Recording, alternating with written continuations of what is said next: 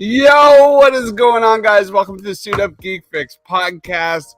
Game of Thrones, aka House of the Dragon, is freaking back. And this week is our first series of many shows where we're going to be breaking down and discussing the top characters in House of the Dragon. This is our character power rankings post episode 1, guys. If you haven't seen the episode, spoiler warning, we're going to be breaking down our favorite moments, not so favorite moments from all of these characters. Joining me, my man Christian at Film Optics, an amazing podcast that breaks down everything TV and film. What's up, Christian?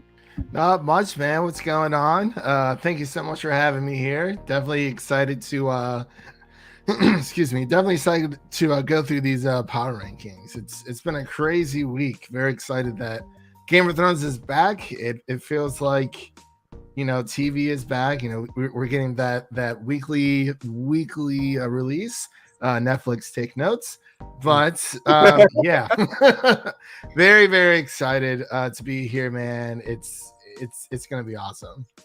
I've only been in the podcasting game for a few years, and one of my first live reaction videos ever was the Game of Thrones finale. And I always think back to I wish I could have been doing it in real time. And that's what this is. Like, this show, specifically the character power rankings, will be an evolution.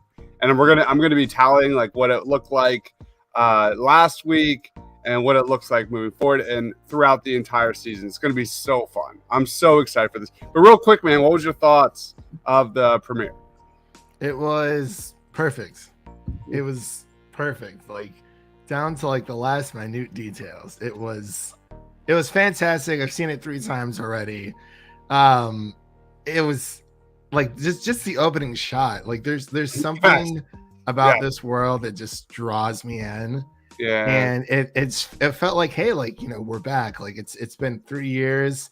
It seems like it's been longer, but I really enjoyed the episode. Even for people who are getting into Game of Thrones for the first time, you don't need to watch the original series, but there's a lot of Easter eggs and whatnot. I definitely encourage people to watch the original series, regardless of what people say about season 8. It's very divisive, but I'll never not tell someone to watch one of my favorite TV shows of all time. And it is still one of the most successful TV shows of all time, because guess what? There's a lot of studios out there that are still trying to recreate that magic, regardless of what happened with season 8. So, yeah. And speaking of magic, I could not agree more. There's something about Westeros that almost in a weird similar fashion where I get the same vibe with Middle Earth. There's a nostalgic piece to this that I get so emotional. And like you said, I agree with everything you just said. I love the premiere. I thought it was sensational. All of my fears were put to the side. I think there's a lot of kind of copy and paste from Game of Thrones, and that's not a bad thing. Yeah, it feels familiar, but it is different because this is its own show. Mm-hmm. And they were really, pushing that within the marketing. Yes, this is a prequel, but it's going to have its own feel, its own vibe, while still making those connections. Yeah, it's going to be awesome. The Game of Thrones does such a great job with giving us complex characters that you're going to root for 1 week and you're going to hate the next week. It's gonna be awesome. That's what we do here. So let's jump right in. We are doing S tier to F tier. These are not ranked yet. We're going to lead us off with S tier. Christian, do you have any S tiers? That's the best tier. That's the highest tier you can go for some of these characters. You lead us off, and then we'll kind of come to an agreement. Honestly, as of right now, I think there's 2 obvious choices here, but I guess I'm going to go with the most obvious one because if you haven't seen the episode, I'm not going to say anything, but I'm going to put Rhaenyra as S tier.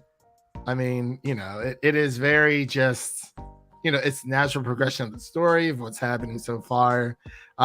There's somebody else, but I'll see if you guess it on your turn. All right, so Rhaenyra is up there. I fully agree. I thought Rhaenyra was awesome. I think she's weirdly wise for her age. I definitely collected the vibe that she saw her becoming the heir to the throne as like a pure death sentence. Like that is not a place you want to be. No, it is not, but it's, it is, there's so many random things that can happen. So it's like, how well she protects her succession, from being overruled or from being usurped. That's we just gotta keep watching to find out. Yeah, pretty much the entire episode 1 was like based on basically even her mom was telling her like a woman's power lies in her capacity to get pregnant and essentially bear a male heir to the throne. And I think she's gonna take that and put her own twist to it. Even her mom said the child bed is our battlefield.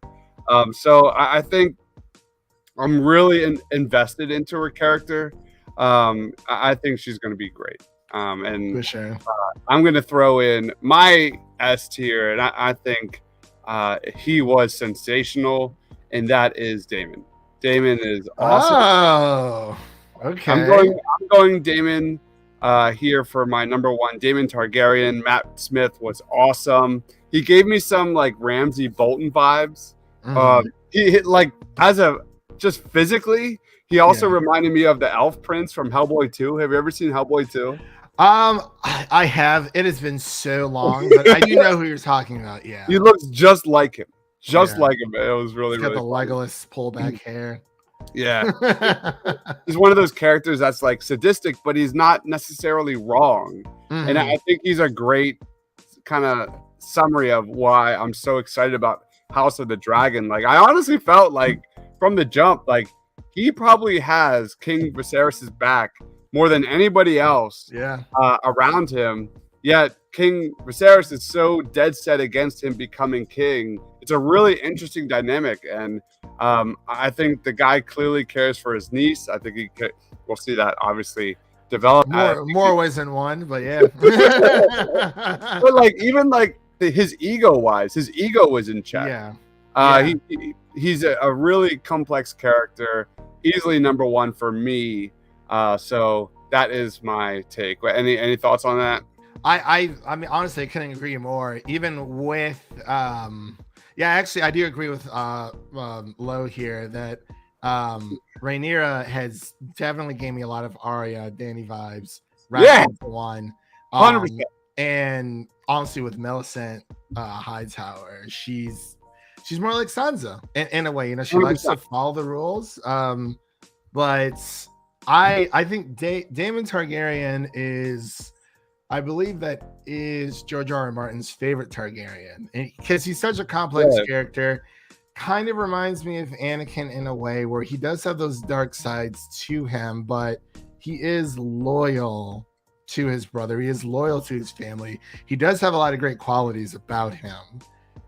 He's kind of a mixed bag, and it's kind of hard to read him. Like, I can't tell if I like absolutely hate you or if you're a really good person. But I mean, George R.R. Martin loves great characters. Like, this is not a black versus white, good versus evil type story. Like, there are people, even like we saw with Viserys. He's a great king, but as we saw in that episode, he was faced with a impossible decision, and I don't think there was a right or wrong answer for that. But definitely Damon S tier. Loretto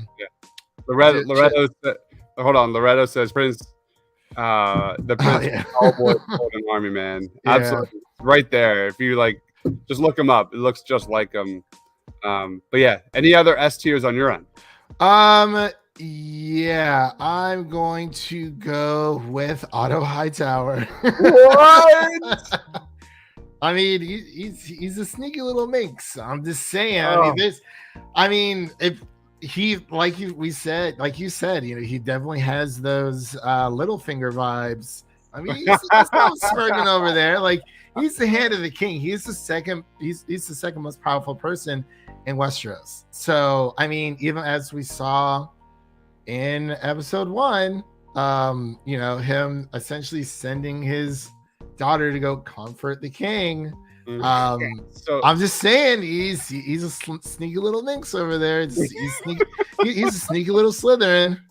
I'm just saying, dude, that move makes him immediately the biggest slime ball of the cast so far. That was hard. Like that was brutal. He's just sent Allison over. He saw a door open and he took it, and he's kind of like he's kind of the example of the show how like even his daughter are just pawns, and that's how he sees this. Like the game is how Otto sees the throne, and he clearly has no problem putting like his own family or his own reputation or feelings for his daughter, let alone to the side for his house. So yeah. What a slime ball, man. I hate that guy. I guess an S tier makes sense. I don't like him. I don't like him one bit. I actually find it really. I think the dynamic between him and Damon is really, really fun. Yeah, I'm good with an S tier. I think I'm good with an S tier. I think that say, man, he's up there. He's definitely up there. But if we were ranking this as like my personal, like, yeah, he'd definitely be towards the bottom. But in terms Fair of enough. like our rankings, he's up there. Oh yeah. All right. I don't have another S tier. Do you have an S tier? To be honest, no. Well, it's kind of early to tell, but I think I'll throw Allison up there as well. Ooh, interesting. Like four main S's, and then we kind of go from there.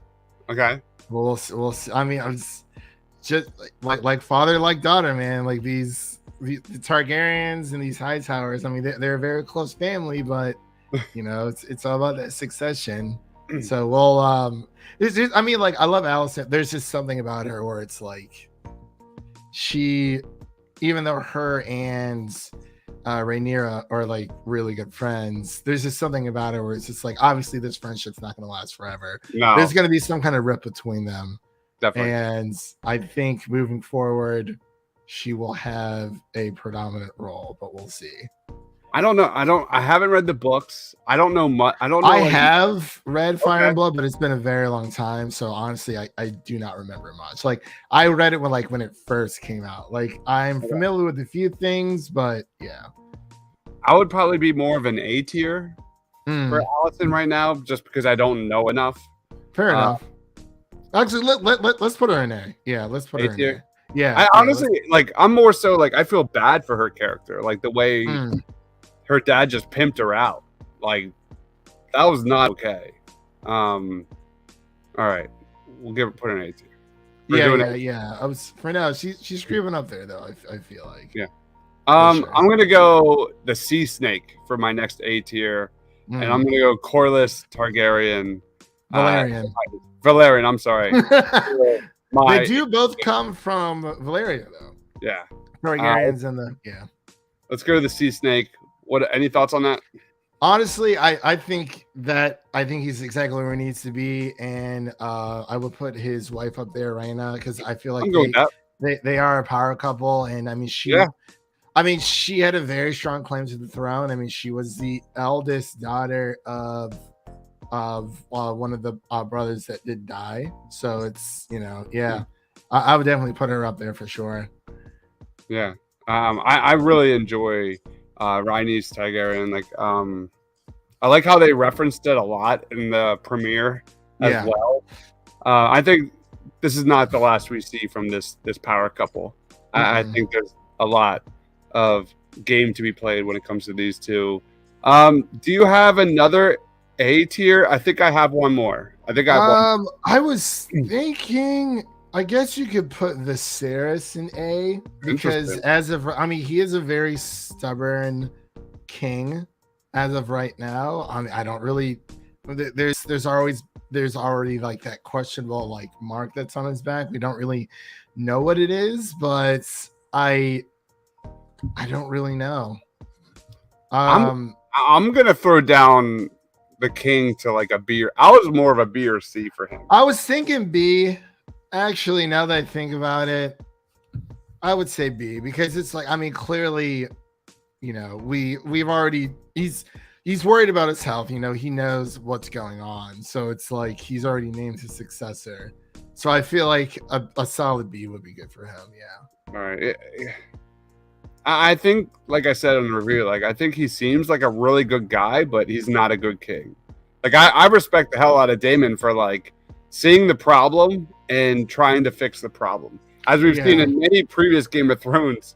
I'm talking about the City Watch. Like how many times have we seen an uprising where they sense weakness and make a move there, whereas on the opposite end, King Viserys is like, I don't know, like his anger towards his brother is almost a flaw, to the fact that like he it's almost overcompensating or overtaking his love for his daughter. So for me, I think Viserys, like you look at him, pretty much everybody around him is like a step or probably 2 or 3 steps ahead of him in the game right now. And I think he's a good guy, but when it comes to Game of Thrones, like, I'm good with the B tier. The A tier that I was thinking about, I would love to hear your thoughts, is Sir Criston Cole of Dorne. He's Dornish. He's Dornish. All the ladies are like, oh, a Dornish man. This dude, I was really impressed with his kind of, I don't know what you want to call that, like act of kindness when he like took down Damon and was pretty respectful about it. We'll see. What are your thoughts on Sir Criston Cole? I think putting him in B tier would be just. I think that's justifiable because there's clearly an attraction between either and or Rhaenyra or Alicent's that is happening here, and Rhaenyra just became the new successor. So, but Lo's pretty. He's literally smacked Damon off of his high. He was holding his own in that tournament for sure. Talk about like wow. Another reason why I love the premiere. Like I did not expect that at all to happen. Like the way the fight was happening, with the whole pregnancy thing going on as well. Like I can't believe they put Damon in his place like that. That was really, really fun. Yeah, because it really just shows that even just because someone's like a prince or who is someone who's highborn can lose to someone else. You know what I mean? Totally. Leto says Cole gets a nice simply because he freaking smacked Damon off his high horse. So funny. Any other B tiers for you?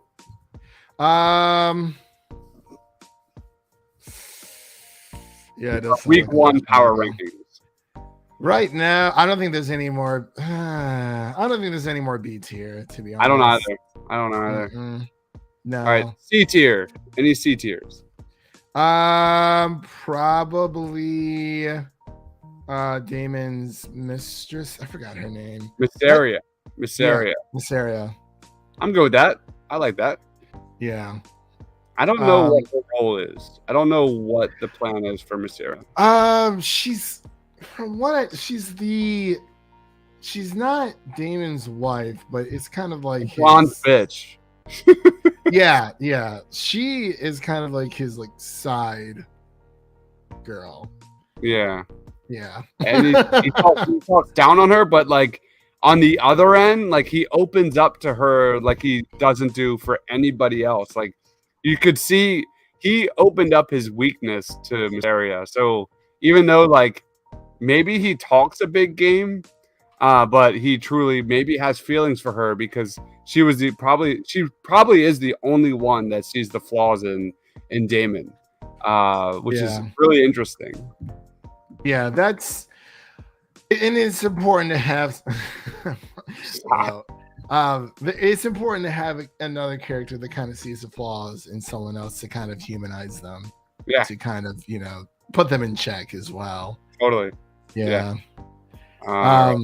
Any other C tiers? I don't. To be honest, I don't know. I don't. So. No. Maybe I don't know. All right, next. Maesters are always scheming.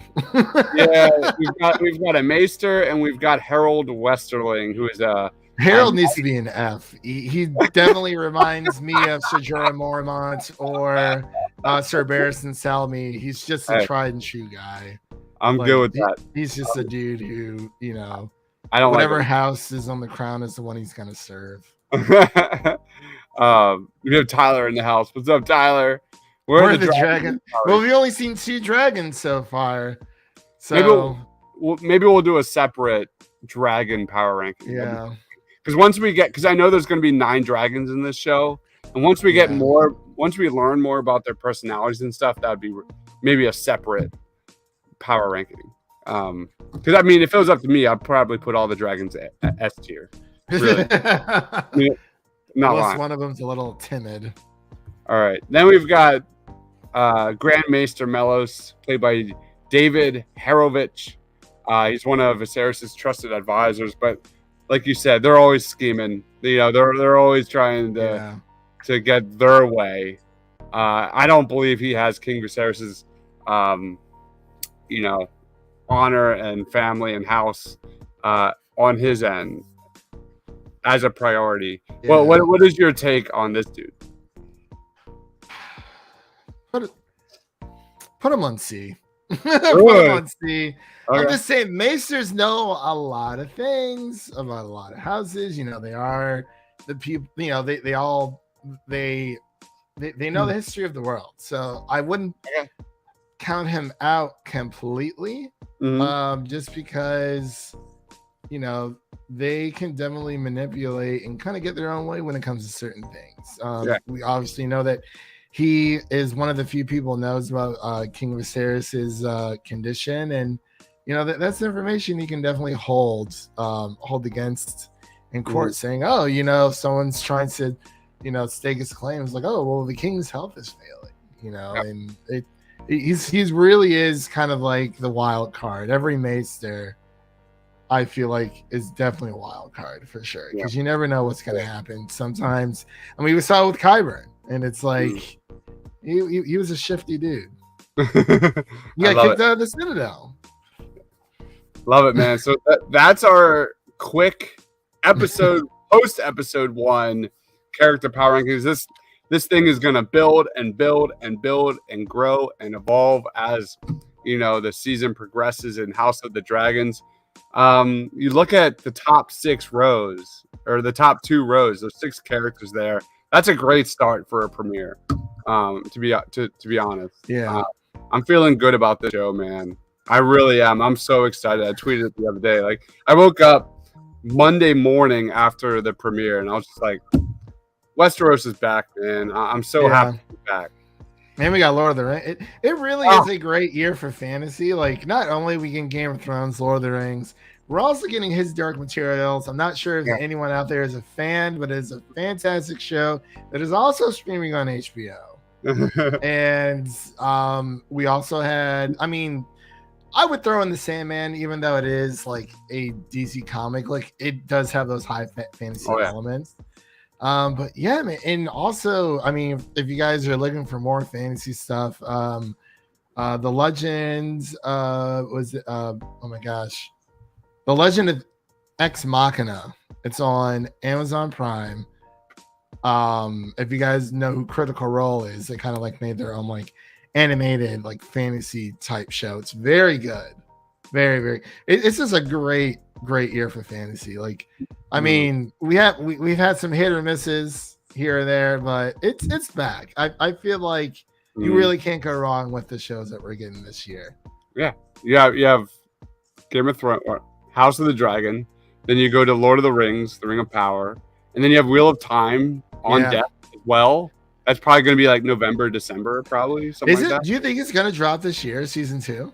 I honestly haven't heard anything about that show.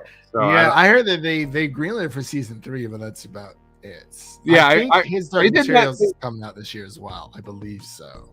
I'm pretty sure like they greenlit the Wheel of Time like halfway through season 1. They're like, 4 episodes. Like, I feel like a lot of TV shows are doing that now too. Yeah. Anyway, it's amazing to have fantasy. Yeah. The fantasy genre come back. It truly is my favorite, just because there's so many ways that you can deal with like magic within these worlds. Yeah. And I mean, even Game of Thrones is fantasy. Like I would say, like I wouldn't call it as high fantasy as Lord of the Rings, but it has, those grounded political moments. Like it is a grounded like political fantasy show. Like obviously you have the dragons, and that's what makes it so magical. Is the dragons. Absolutely. All right, so those are our final post episode 1 rankings of the House of the Dragon. Time is yours, Christian. Where can we find you, man? What do you got going on over there at Film Optics? Oh boy. So you can listen to our audio only podcast, Film Optics, on podcast platforms around the internet. That includes Apple Podcasts, Google Podcasts, Spotify, and more. We have so much. I don't know how I'm going to get all through this, but if you want to check out our House of the Dragon episode 1 spoiler-free review, it is up on podcast platforms around the internet, as well as our She-Hulk Attorney at Law episode 1 and our Orphan First Kill review that we just shot a few days ago. Did you like it? What's up? Did you like Orphan? I liked parts of it. I felt like it was something. I felt like it was telling us a story that we already knew, just more of a prequel type thing. There's a reason why I didn't go see it in theaters. I will say that, but we all, for everyone out there, by the time this is out, our Avatar: The Last Airbender Book 2 Earth Series Revisited episode will be out on podcast platforms around the internet as well. You can follow us on Twitter and Instagram at Film Optics. Again, that's Optics with an X, which it says down there in my little next to my name thing. But yeah, man, we've just been pumping out a lot of stuff. We're going to try to cover House of the Dragon weekly, along with every other TV show out there that's coming out. If anyone's a big horror fan, our Bodies review is out as well. So I'm very excited to, we're just making this content for all the amazing movie lovers and TV lovers out there. And thank you again for having me on. Yeah. I'm very excited to see how this power ranking is going to shift throughout the weeks.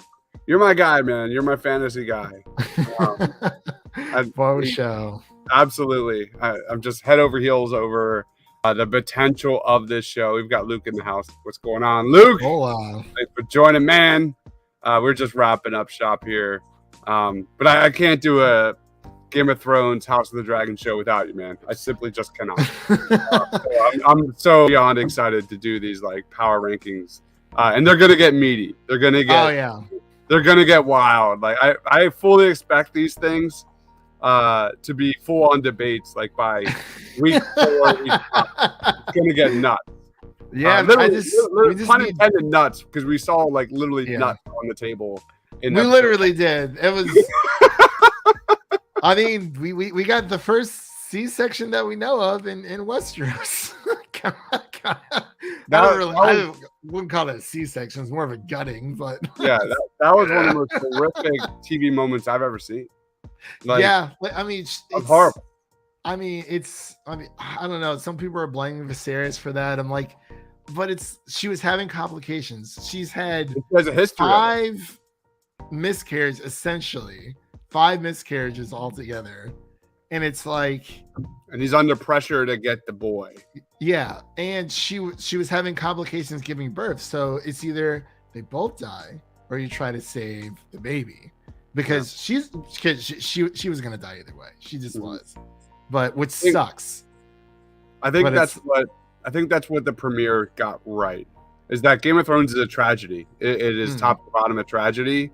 And I think they got the nuts and bolts, the blood and guts, the soul of this show correct. I'm really excited to see where we go forward with this thing. So, again, thank you so much for joining, man. At Film Optics, go check them out. Amazing content. If you're not following them already, you're welcome. My man, Christian, thanks for joining, guys. We'll see you again next week for episode 2 of House of the Dragon and our character power rankings for Christian, for myself. Stay awesome, everyone.